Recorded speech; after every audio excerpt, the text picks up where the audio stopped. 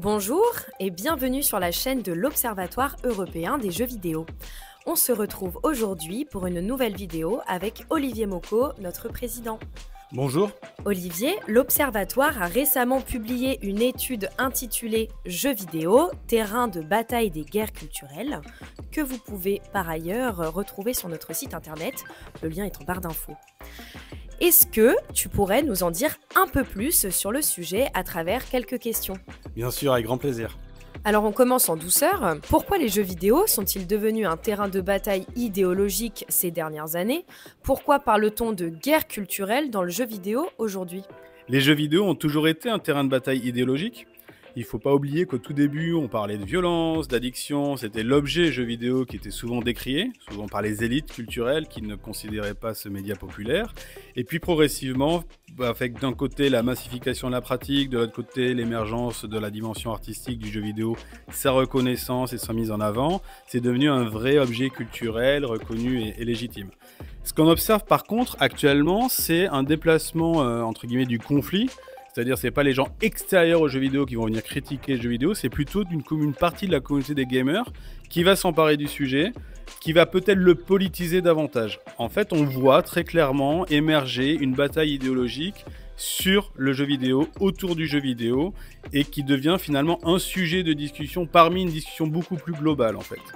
Donc, ça devient quelque part un terrain de bataille des guerres culturelles et c'est pour ça qu'on a décidé de faire cette première étude afin de mettre en avant les différentes factions en présence, les différents discours, les narratifs, les rapports de force et voir si oui ou non il y a vraiment une guerre culturelle au sein des jeux vidéo. Alors à t'écouter, j'ai l'impression qu'on est en train de revivre un épisode connu et douloureux du jeu vidéo. Est-ce qu'on serait pas en plein Gamergate 2.0? Absolument, effectivement, il y a 10 ans, on a eu le premier Gamergate qui a commencé par une campagne de harcèlement assez complexe, assez virulente. Si on regarde un peu déjà en 2024, on a à peu près la même chose autour du studio Sugbaby Inc., qui est un studio qui a accompagné beaucoup de productions afin de mettre en avant la diversité au sein des représentations et des studios, et qui a fait l'objet d'une vive campagne en ligne. Donc il y a quand même beaucoup d'éléments de convergence, et sauf qu'en plus de cela, on a aussi une campagne contre les jeux vidéo, contre les contenus de jeux vidéo, qui serait DEI, c'est-à-dire pro-diversité, égalité, inclusion, donc grosso modo, qui ferait l'apologie d'une forme de progressisme, ou pour certains, et c'est ce qu'on essaie d'étudier, d'une vision de la société qui serait frontalement contraire à la leur, quoi. Et donc on a vraiment ce moment où il y a une espèce d'embrasement au sein de la communauté autour de polémiques qui sont liées à la place de la femme, très clairement, à la place des minorités, à leur représentation, et ça partage de nombreux points avec le Gamergate. Ce qu'on peut rajouter quand même par rapport au Gamergate, c'est que l'écosystème médiatique a aussi changé.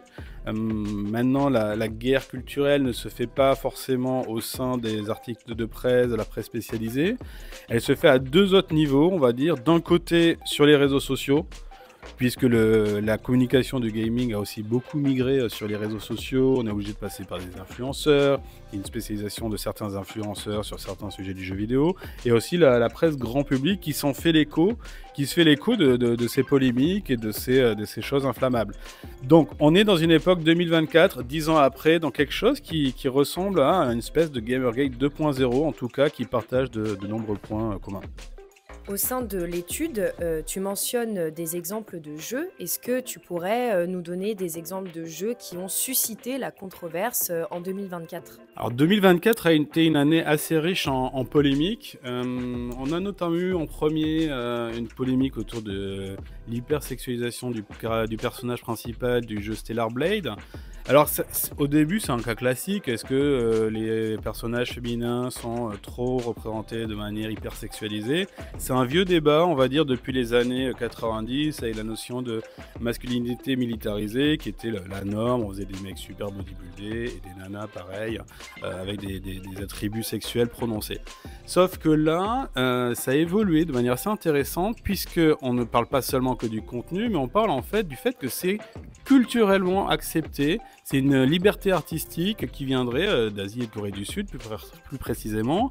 Et l'attaque s'est faite plutôt par les défenseurs de cette représentation de la femme en disant bah, attendez, là vous attaquez, sauf que c'est une diversité culturelle mondiale, vous commencez à être trop hygiéniste, vous commencez à vouloir vous réapproprier selon les normes de certains pays, les pratiques d'autres, c'est pas bien, etc., etc. Et c'est ça qui est intéressant, c'est de politiser le débat pour essayer de mettre à distance le contenu en disant non, attendez, c'est la pluralité de la culture, donc c'est normal que dans certains endroits, il y ait cette liberté créative, cette culture qui est appréciée, qui n'est pas forcément reliée aussi aux mêmes problématiques qu'aux États-Unis ou en Europe, ça aussi c'est important de le souligner, et de voir cette circulation globale des problématiques, comment ça circule selon que ce soit aux États-Unis, en Europe ou en Corée du Sud, on se rend compte que oui, il y a une pluralité de façons de faire, il y a une pluralité de discussions, et ce qui est important, c'est de voir comment c'est porté. Après, l'autre grosse polémique, ça a été Yasuke. Très clairement, lorsqu'ils font le trailer de lancement, on voit ce samouraï, donc Yasuke d'origine africaine. En tout cas, on ne connaît pas grand-chose, qui a déclenché une polémique incroyable. Alors, dans deux endroits, c'est ça qui est très très intéressant là aussi, c'est que d'un côté, on a une polémique plutôt côté Amérique avec tous les partisans MAGA, hein, donc partisans plutôt du président, en tout cas alors candidat Trump, qui ont considéré que c'était complètement absurde, honteux, que c'était une politique beaucoup trop DUI de mettre cela, et que on arrivait à du grand n'importe quoi historique, et que c'était pas bien, et que franchement ils étaient beaucoup trop woke chez Ubisoft. On voit qu'ils ont vraiment politisé le jeu vidéo, c'est une stratégie de campagne, et l'anti-wokisme c'est vraiment un mouvement qui est très très dur, très présent, très structuré, et fonctionne comme du harcèlement systématique en ligne.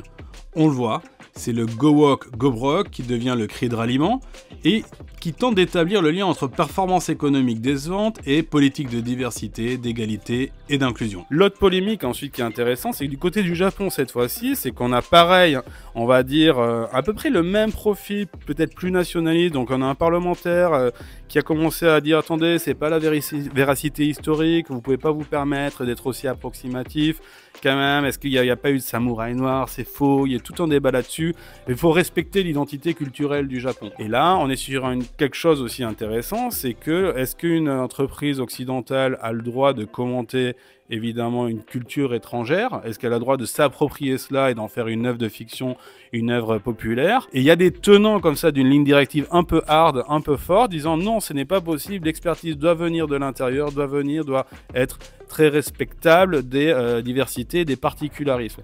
Notamment parce que c'est passé à un niveau, certes par les réseaux sociaux, mais quasiment à un niveau national, par de la pétition, une très forte pétition qui en fait c'est la mobilisation politique, hein, tout simplement, et que cette pétition-là a commencé à remettre en cause un peu le lancement de ce jeu-là, et notamment sur est-ce que Ubisoft respecte le Japon. Alors évidemment oui, enfin il n'y a aucun signe, ils ont toujours respecté toutes les civilisations qu'ils ont analysées, qu'ils ont pu voir, sauf que là ça a été politisé de manière très très surprenante, et ça a été politisé des deux côtés, entre guillemets, par le Japon d'un côté, des États-Unis de l'autre.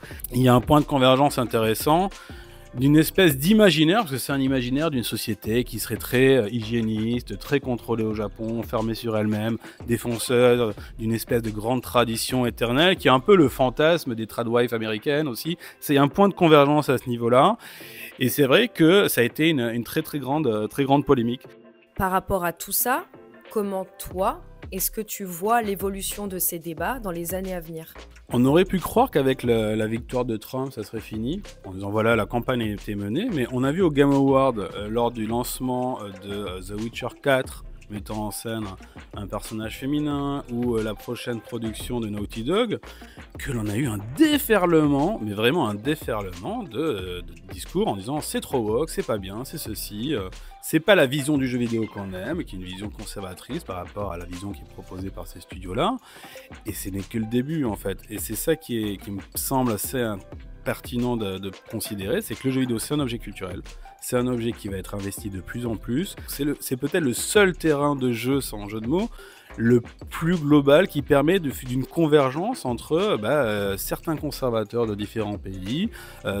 Si on peut même appeler ça conservateur, si c'est pas autre chose, on ne sait pas encore les nommer, en tout cas des anti-DEI d'un côté, des pro-DEI de l'autre, et c'est vrai qu'on a ce terrain de bataille qui est très très investi et qui pose d'énormes problèmes parce que on voit la rapidité à laquelle les marchés se retournent d'un point de vue contenu, comment les géants de la tech vont soutenir telle ou telle politique en fonction du pouvoir, et ça crée une instabilité très très forte sur les représentations et les discours.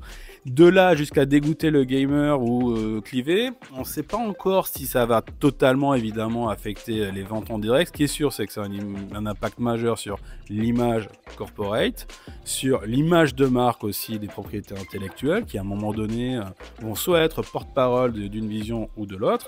Et troisièmement, à force, certainement, va aussi avoir des impacts d'un point de vue financier en créant de l'incertitude sur le marché. C'est-à-dire, est-ce que oui ou non, demain, si je fais un jeu qui a un contenu, je ne m'expose pas à quelque chose. Alors, il y a toujours eu des vagues. On peut voir avec Hollywood, qui s'est plus ou moins politisé à certains moments de sa vie.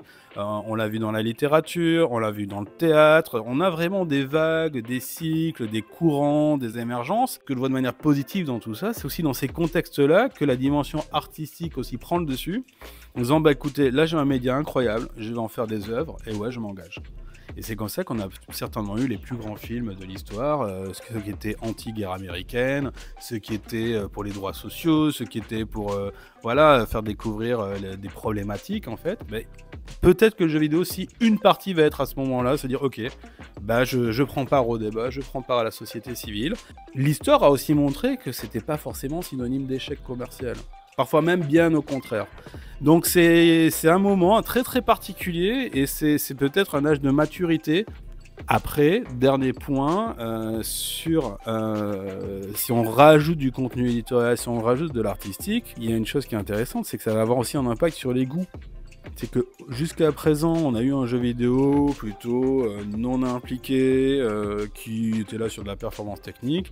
Avec le jeu indé, on a eu des jeux arty. On aura peut-être des jeux arty qui marchent très bien. D'ailleurs, le jeu indé explose. Et ça change aussi la perception de ce qu'est un bon jeu vidéo et un beau jeu vidéo. On arrive à la fin de cette vidéo. Je te remercie Olivier pour toutes ces précisions. Et si vous souhaitez en savoir davantage sur le sujet, vous pouvez retrouver l'étude sur notre site. Nous sommes aussi présents sur LinkedIn, TikTok et X. Tous les liens sont en barre d'infos. Je vous remercie et à très bientôt.